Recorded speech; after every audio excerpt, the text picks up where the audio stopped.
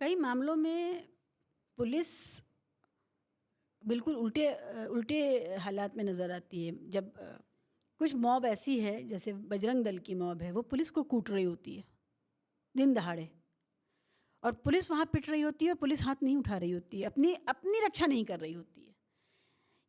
ये कैसे होता है? ये कोई मैसेज तो नहीं है पहले से? ये भी ट्रेनिंग का हिस्सा है। मतलब आप अथॉरिटी का हिस्सा हैं। बजरंग दल इस समय जो पॉलिटिकल अथॉरिटी है उसका हिस्सा है। अब मैं पॉलिटिकल अथॉरिटी के साथ पंगा कैसे लूँ? फिर उसकी पर्सनल बहुत सी प्रॉब्लम्स आ जाती हैं कि भाई मेरा ट्रांसफ़र हो जाएगा, मुझे सज़ा मिल जाएगी, मेरे को क्वेश्चन किया जाएगा। फिर एक भेड़ चाल हो जाती है कि भाई ये चीज़ें, ये ग्रुप्स हैं जो इस समय जो है वो पावरफुल हैं। मणिपुर में देखिए, उन उन महिलाओं को जिनको निर्वस्त्र करके घुमाया गया, पुलिस ने उनको मॉब के हवाले कर दिया। कितने लिंचिंग के मामले हैं जो वीडियोज़ आई हैं, उसमें पुलिस दिख रही है, वो मौजूद है। नहीं, हमें थोड़ा सा उसको और एनालाइज करना चाहिए। मणिपुर वाला केस भी या लिंचिंग वाला भी जो मामला है, जहाँ हमको पुलिस वाला नज़र आता है, लेकिन पुलिस वाला जो उस समय नज़र आ रहा है वो एक तरीके से बेबस पुलिस वाला है। मतलब उसके पास ना तो नंबर है, ना उसके पास वो रिजॉल्व है कि वो एक्शन कर सके, ना उसको ये भरोसा है कि अगर तुमने एक्शन किया तो तुम्हें जो है सिस्टम से सपोर्ट मिलेगा। ये सारी चीज़ें मिल करके उसे कन्फ्यूज़न की स्थिति हो जाती है और वो हाथ पे हाथ बांधे खड़ा रह जाता है। आप जो दो मान लो वो 50 60 70 80 100 लोगों का मॉब है और उसमें 2 3 पुलिस वाले नज़र आ रहे हैं, तो आप ये मत सोचिए कि अब पुलिस उसको उनको रोक सकती है इस मॉब को। वहाँ तो पुलिस वाला खुद ही बेबस है।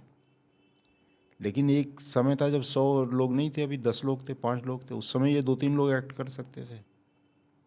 उस समय एक्ट वो नहीं करते।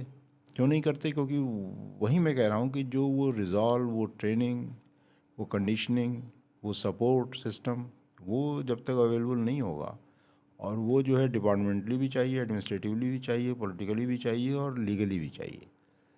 तो सिर्फ लॉ में लिख देने से कि साहब पुलिस को ये एक्शन करना है, वो एक्शन करना है, पुलिस एक्शन, हम भी जानते हैं कि वो एक्शन होता नहीं है।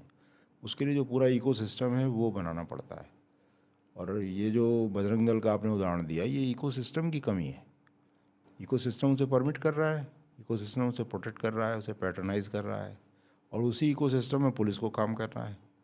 तो जब इकोसिस्टम एक पर्टिकुलर ग्रुप को पैटर्नाइज कर रहा है और उसी इकोसिस्टम में पुलिस भी काम कर रही है, तो वो क्लू ले लेती है कि हाँ भाई ये तो पैटर्नाइज होगा, इसका तो कुछ बिगड़ना नहीं है, तो तुम जो है अपने हाथ क्यों इसमें डालते हो।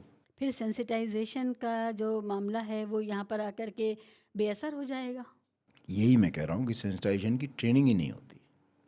जब तक आप ये नहीं समझेंगे कि वास्तव में आपकी इनर्शिया से समाज पे क्या असर पड़ने जा रहा है, आपको लगता है कि भाई ये तो जो है थोड़े से करकरा करके चले जाएंगे, थोड़ा सा शोर शराबा होगा, थोड़ा सा ये होगा वो होगा, और हो सकता है वो जिस चीज़ पे एजिटेट कर रहे हो वो आपका ही वैल्यू सिस्टम में वही हो, आपके पर्सनल वैल्यू सिस्टम में वही चीज़ें शामिल हों जिस चीज़ पे वो एजिटेट कर रहा है मॉब जो है, तो वो दोनों चीज़ें मिल भी जाती हैं। आपका जो वैल्यू सिस्टम है ना, that has to be totally in accordance with the constitutional values. जब तक ट्रेनिंग में सेकंड आपका रिस्पांस जो है, मतलब एक रिफ्लेक्सिव एक्शन ही होना चाहिए। Constitutional response should be your reflexive response. जब तक ये चीज़ नहीं आएगी तब तक ये गलतियाँ होती रहेंगी।